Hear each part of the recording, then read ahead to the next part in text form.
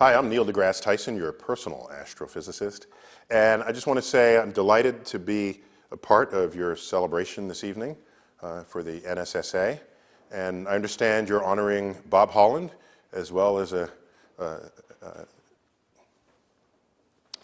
I'm Neil deGrasse Tyson, your personal astrophysicist, and I understand that this evening the NSSA is honoring a lifelong friend of my family's, Bob Holland.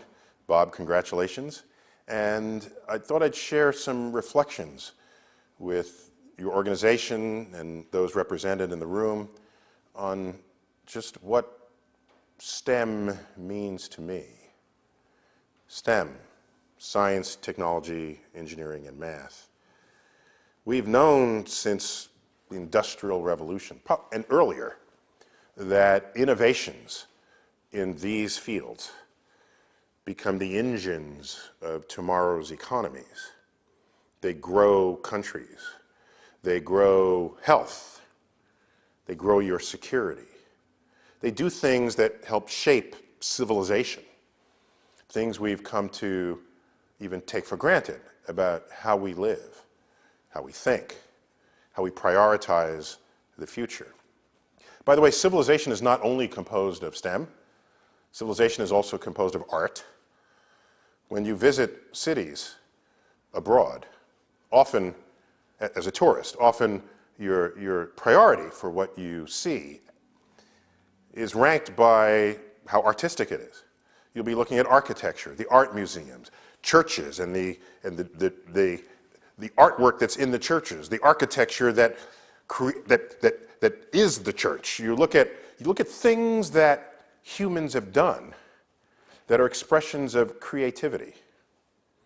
And so the difference is, in the case of science, technology, engineering, and math, those have sort of direct lines into industry, direct lines into marketable product. So that's the urge to sort of split them out there. I think they go together. Science, technology, engineering, math, and art. Sometimes they put the A inside the word and you get STEAM. Right? Are you cooking with steam? It's fine. But I'm myself a STEM professional. And what does that mean? For me, I think about science all the time. I think about math all the time. Why? Is it because it's some side hobby? Yes, but that's not the only reason why. I think about it because it is everywhere. Everything we do in this world is touched by science, technology, engineering, and math.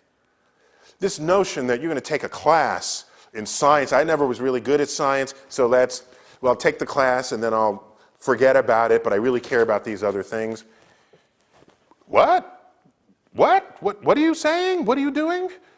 You want to forget about the science that touches every day of your life? I'm watching the Olympics. We all watch the Olympics. There's the figure skaters. How is it that they can spin? And spin 3 times, 4 times in midair? How is it that they can skate on ice? That's all physics.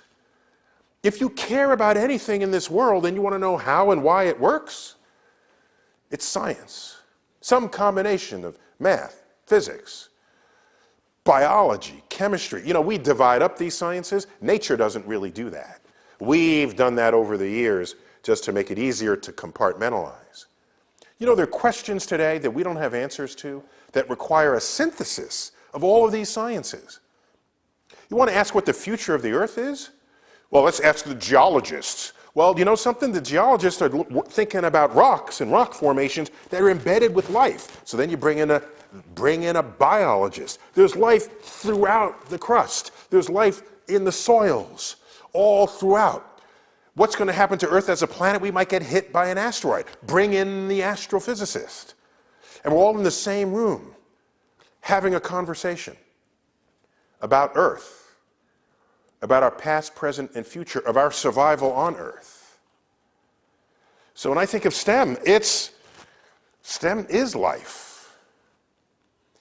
And not everybody needs to be a scientist. That would be a boring world. No. I like science. I am a scientist. But if everybody were a scientist, I think we'd miss out on some other things. We'd miss out on movie making and novels writing and poetry and comedy and yes, we need lawyers and businessmen and all, business people. We need all of this, yes. But I'll tell you something. If you're one of those and you're STEM fluent, you're better off. Go ask Bob Holland. Ask him. Bob, what did you major in college? Was it business administration? No, it was engineering. He later went to business school. He has a foundation of understanding the operations of nature. Then he went to business school and became a successful businessman. Who else comes to mind? I know somebody worth $50 billion. Who's that? Michael Bloomberg, the former mayor of New York City. Created a business industry and media empire, and he's worth $50 billion. Where did that come from? Oh my God, he majored in electrical engineering in college. He went to Johns Hopkins, then went to business school. He had a foundation of knowledge and access to how the world works that empowered him how to make decisions and how to solve problems he'd never seen before. Do you know what a scientist is? And an engineer? Trained problem solvers.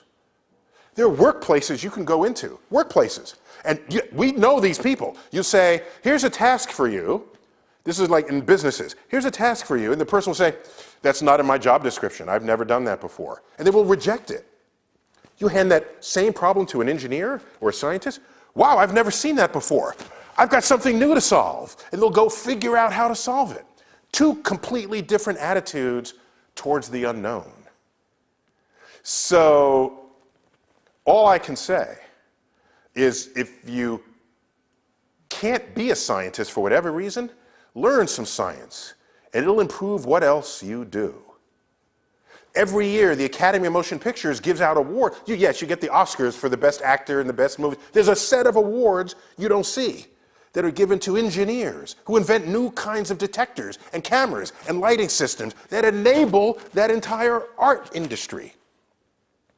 That's what this is. So NSSA is promoting STEM in your neighborhood. It is the future. It was also the past. But if it's not in your future, you are disenfranchising your own existence in this world. You are removing opportunity from the arc of life, from childhood through adulthood, that could have things you could do that you never even thought you knew you wanted to do. The great tragedy is leading a life thinking that what you're doing was right for you when it was just kind of what was left over when you were not exposed to other things you could have done. Dreams never had. That is the great tragedy of this world. So keep at it. All y'all in the room right now, whatever you're doing, keep doing it. Because to ensure that we have a world that the next generation inherits and improves upon, rather than wanders aimlessly wondering what science is and how and why it works and makes bad decisions as a result of that ignorance, we would then have to take some responsibility for that, for not making sure that that does not happen. That people have access to STEM professional careers. That people have access to knowing what STEM is no matter what their career is. That's the world I want to occupy.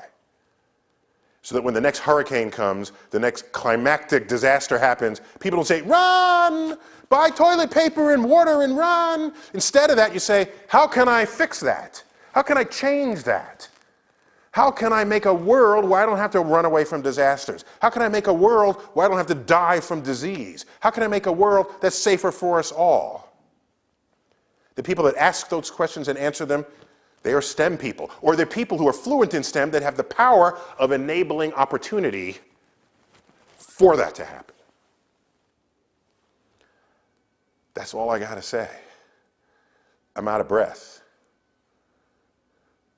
But am I out of words?